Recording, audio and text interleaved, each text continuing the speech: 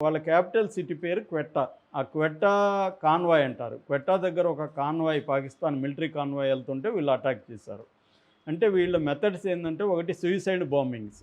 ఆ మధ్య కూడా చైనా వాళ్ళని కూడా 5, 6 మందిని చంపారు వీళ్ళు.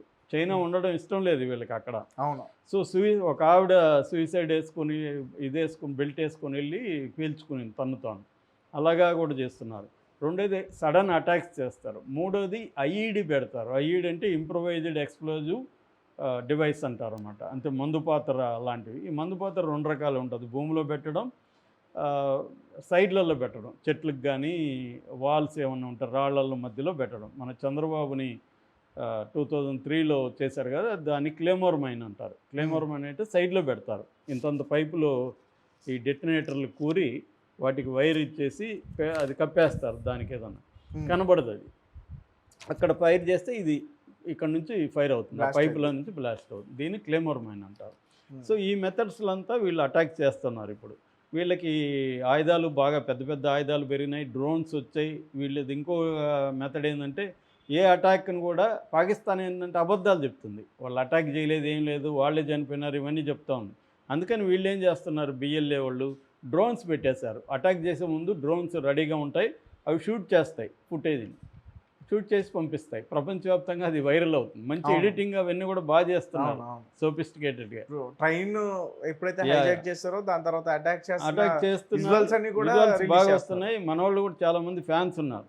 వాళ్ళ ఫిల్మ్ మేకింగ్‌కి మేము ఫ్యాన్స్ అని కూడా అంటున్నారనమాట. అవును. అలాగా పాపులర్ అయ్యారు. ఇప్పుడేమైందంటే నిన్న గాక మొన్న 30థ్ వీళ్ళు ఒక నగరాన్నే ఆక్యుపై చేసేసుకున్నారు. ఆ హ్మ్. నగరం పేరు సొరబ్ నగరం. అది సొరబ్ జిల్లా. హ్మ్. జిల్లాకి హెడ్ క్వార్టర్ సొరబ్ నగరం.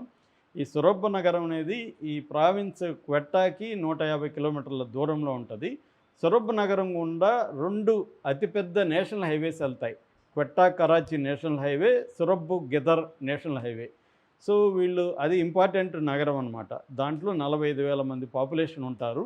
వీళ్ళేం చేశారంటే కొన్ని వందల మంది ఈ లిబరేషన్ ఆర్మీ వాళ్ళు సడన్‌గా అటాక్ చేసి పోలీస్ స్టేషన్‌ని క్యాప్చర్ చేసుకున్నారు. పోలీసుల్ని కొంతమంది చంపారు. కొంతమంది సరెండర్ అయిపోయారు. అట్లాగే పురపాలక అక్కడ అడ్మినిస్ట్రేటివ్ బిల్డింగ్ ఉంటది. అడ్మినిస్ట్రేటివ్ బిల్డింగ్‌ని ఆక్యుపై చేసుకున్నారు. అక్కడ డిప్యూటీ కమిషనర్ హిదయతుల్లా బొరారి అని అతను కొంత గట్టిగా వ్యతిరేకించాడు వీళ్ళని. ఆ వ్యతిరేకించడంలో తోపులాటలు జరిగింది. తోపులాటలో అతను సఫోకేట్ అయిపోయి అతను చనిపోయాడు. సో, దానికి కూడా వీళ్ళు మేము అతన్ని చంపాలనుకోలేదు. యాక్సిడెంట్‌గా చనిపోయాడు అనేది కూడా డిక్లేర్ చేశారు. సో, హ్మ్. వాళ్ళేందంటే బ్యాంక్‌ని కూడా వాళ్ళ స్వాధీనంలోకి తీసుకున్నారు. మార్కెట్టు మొత్తం అక్కడ అంటే civilian administration, military administration, police వ్యవస్థ, ఫైనాన్షియల్ సెక్టరు అన్నీ ప్లస్ రోడ్లు, నేషనల్ హైవేలు అన్నీ కూడా వాళ్ళ కంట్రోల్‌లో ఉంది. ఇప్పటివరకు పాకిస్తాన్ ఆర్మీ విడిపించలేదు దాన్ని. మరి విడిపిస్తుందా? లేకపోతే ఇట్లా సైలెంట్‌గా ఉంటుందా? అనేది చూడాలి. అది చాలా ఇప్పటివరకు అతిపెద్ద విజయంగా చెప్పొచ్చు. ఒక నగరాన్ని వాళ్ళు కైవసం చేసుకోవడం అనేది అతిపెద్ద విజయం. వాళ్ళు కోల్పోవచ్చు. ఎందుకంటే పాకిస్తాన్ ఆర్మీని ఎదుర్కొనే పరిస్థితి వీళ్ళకి లేదు. ఎవరికి బిఎల్ఏకి. కానీ పాకిస్తాన్ ఆర్మీని ఇబ్బంది పెడుతుంది. ఇంకొకటేంటంటే ఒక కొన్ని రోజుల ముందే అసీం మునీర్ క్వెట్టాకెళ్ళాడు. క్వెట్టాలో వెళ్ళి మన ఇండియాని తిట్టొచ్చాడు అక్కడికెళ్ళి. హ్మ్. అంటే బెలూచ్ లిబరేషన్‌కి ఇండియానే సపోర్ట్ చేస్తుంది తిట్టొచ్చాడు. తిట్టొచ్చిన వారం రోజులకే వీళ్ళు పోయి ఆ నగరాన్ని ఆక్యుపై చేసుకున్నారు. అంటే అవును. ఒక ఛాలెంజ్‌ని విసిరారు. ఇప్పుడు అసీం మునీర్ కనిపించట్లేదని చెప్తున్నారు. అంటే దీనికి ఆయన బయటకొచ్చి ఏం చెప్పట్లేదు. మరి అటాక్ చేస్తారో నాకు తెలిసి ఖచ్చితంగా విడిపించుకుంటారు. కానీ ఇది పెద్ద విజయంగానే చెప్తున్నారు. కాకపోతే ఈ బిఎల్ఏ వాళ్ళకి ప్రపంచవ్యాప్తంగా సపోర్ట్ లేదు. అవును. ఒక ఇండియానే అది కూడా ఇండైరెక్ట్‌గా సపోర్ట్ చేస్తుంది తప్ప ఆల్రెడీ అమెరికా, యూకే ఇలాంటి వెస్టర్న్ కంట్రీస్ అంతా కూడా దీన్ని టెర్రరిస్ట్ అవును. ఆర్గనైజేషన్‌గా డిక్లేర్ చేశారు. సో, ఏదేమైనా పాకిస్తాన్‌కి పెద్ద తలనొప్పిగా మారిందని బిఎల్ఏ చెప్పొచ్చు మనం. వాళ్ళు ఇండియా మీద వాళ్ళ టెర్రరిస్టు యాక్టివిటీలను పక్కన పెడితే, పాకిస్తాన్‌లో టెర్రరిస్ట్ వల్ల ఇప్పటివరకు వాళ్ళు 90,000 మంది చనిపోయినారని ఆ మధ్య డిక్లేర్ చేశారు.